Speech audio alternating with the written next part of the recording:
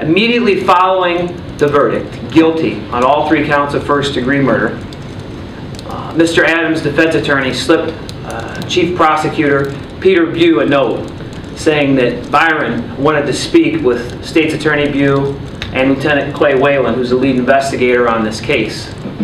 When the jury was released and the judge stepped off the bench, they went into a room nearby and spoke with Mr. Adams. Adams said that he came to Dixon that day to return the car that belonged to his ex-girlfriend. He went to look for her, and he couldn't find her. And he was short on money and didn't have gas to get back to Chicago. And he'd worked as a paper boy in that area and was familiar with the 800 block of West 1st Street, which is where Margaret lived. He felt like if he put a gun in her face, that she would comply and give him what he wanted.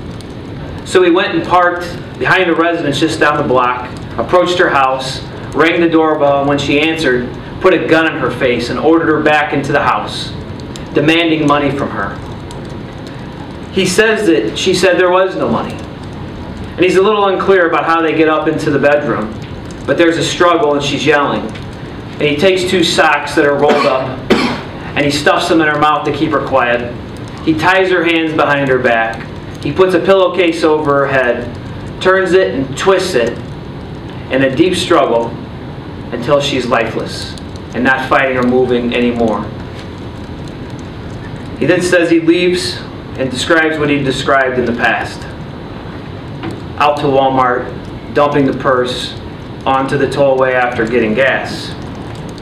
He provides some critical insight into what happened that day and dispels some things that have been out there and that came from the witness stand about any type of relationship that he had with you. See, it's very clear from all the evidence there was no relationship, and it's important to this agency and the investigators surrounding this investigation that her good name be kept good and that people know that there was no relationship. You see, Byron Adams has a history that spans over 20 years of violence and rape against women.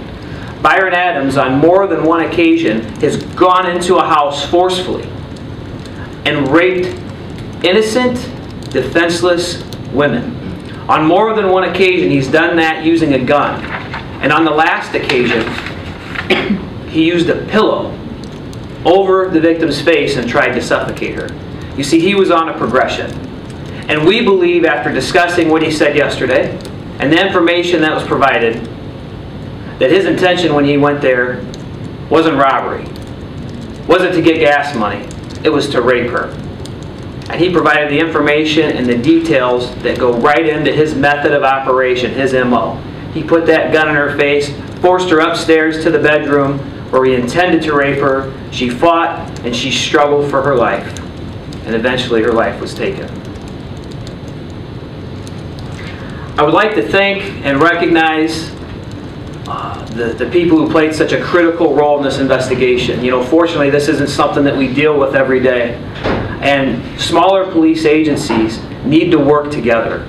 There's a big push and call for a regional approach, and I'm hoping from this case and the successes from this case and the teamwork and cooperation that we can grow and evolve this major case squad. And it's a challenge I'm going to put to the other law enforcement leaders in the Sauk Valley area.